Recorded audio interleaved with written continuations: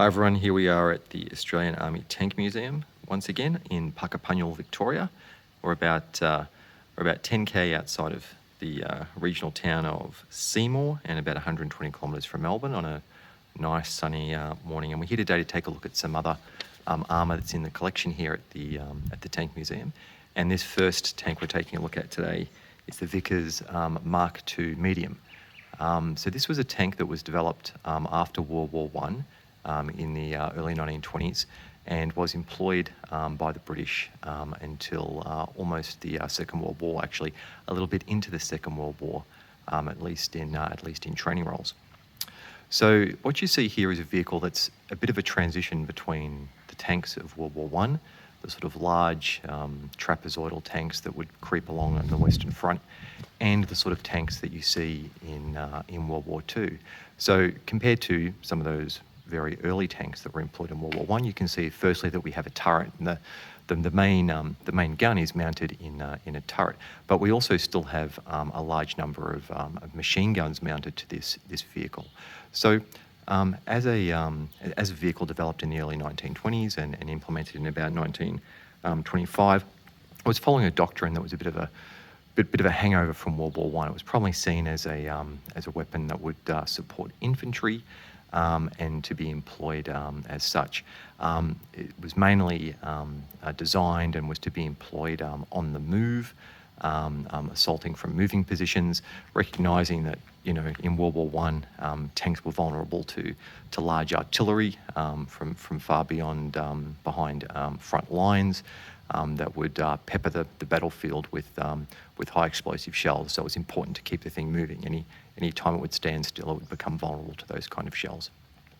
So as a British tank and as one of the early tanks, you can see that it's largely using a riveted construction. So we have armour plate that's built on top of a series of frames that form the chassis.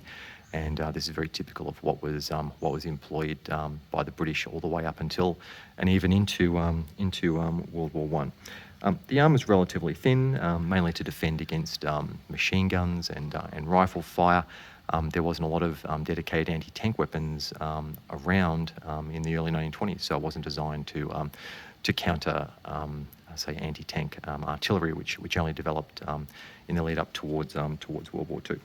It had a crew of 5, which was a driver in the front position, sitting on the right of the vehicle in a small citadel, and 4 crewmen in the rear operating the main gun, which was a 3-pounder naval gun, and a series of machine guns. So there were machine guns mounted in ball mounts on the side, typically 2 Vickers, the old water-cooled Vickers from World War I era, as well as Hotchkiss machine guns mounted in the turret, along with that main gun. So about 166 of these were produced, and they went through a number of refits through their life, because obviously they were used for a long time, sort of 15 to 20 years in British service. The Australian government bought 4 of these vehicles for trials, and they arrived here in about 1929, and that's why we've got an example here at the Australian Army Tank Museum. So let's take a little bit of look at some of the details of the tank. So we've got a front engine, which you can see here behind this hatch. So a front engine and transmission, which is driving the vehicle. This is a V8 Armstrong Siddeley petrol engine, developed about 67 kilowatts, and was enough to move along this vehicle here, which while it was classified as a medium tank, was relatively light compared to medium tanks of the World War II era. The gun is a 3-pounder, the main armament 3-pounder gun, developed from the original 3-pounder naval gun that was introduced in around 1903. So this was 47 millimeter bore, fired a solid shot only, so it was designed to really go after piercing armour and piercing strong points, and wasn't really much use against infantry. But of course, like the tanks of World War I, it had a number of machine guns for dealing with those, for dealing with any infantry it could encounter. So as I mentioned, there was up to 4 Hotchkiss machine guns in the British employment that were mounted in the turret.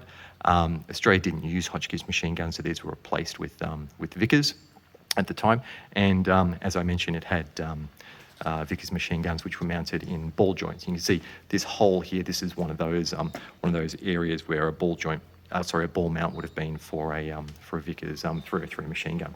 We'll go around the back of the vehicle. This is where the fuel tank is in this area here, and you can see the rather large ingress-egress door at the back for the crew. So this example has some of the interior details still complete. So we'll just stick the camera in and take a bit of a film. So you can see here, as an early turreted tank, you've obviously got mechanical traverse and elevation for the gun, and for the turret. You see the gear teeth cut into the turret ring there. Quite a big turret ring when you think how early this tank was in terms of its development. Stowage here for the artillery shells going into that 3-pounder or 47mm anti-tank weapon. So coming around here, you can see the other Vickers mount in the ball mount. This one's in place. Another access hatch and door.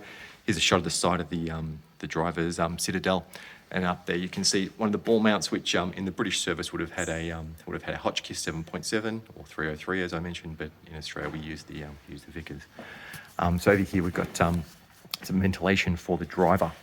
Now the suspension here, you can see that it's been armoured, and that was pretty typical of British tanks of the time, to armour the road wheels and the running gear where they could. You saw that continuing to the Matilda and the Churchill. But when you think that armour or the weight penalty that you're paying for that armour could be used to actually protect the crew, a lot of other nations decided not to armour their running gear. Now the suspension here, I'm talking about relatively small road wheels which are mounted on helical springs.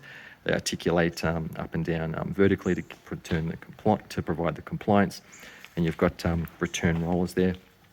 So you can see here at the front here, you've basically just got a sort of an idler wheel at the front. There's return rollers at the top. There's 3 of them, and the drive sprocket is at the rear. So front engine with rear drive, which is an interesting configuration in and of itself. So these vehicles started to replace those trapezoidal sort of World War I tanks that were in the heavier British tank units from about 1925 onwards. So they started to replace the Mark V, which was the main heavy tank at that point in time, and they were used up until about 1939 or 1940 in British service as in training roles. They served in the northwest frontier of British India in the 1930s, so up towards the border with Afghanistan. And as I mentioned, this is one of 4 that was purchased by the Australian government for trials here in Australia. So not much else to say about this one, but great to have an example of such an important transitional tank here at the Australian Army Armour Museum. So hope you enjoyed it. Thank you.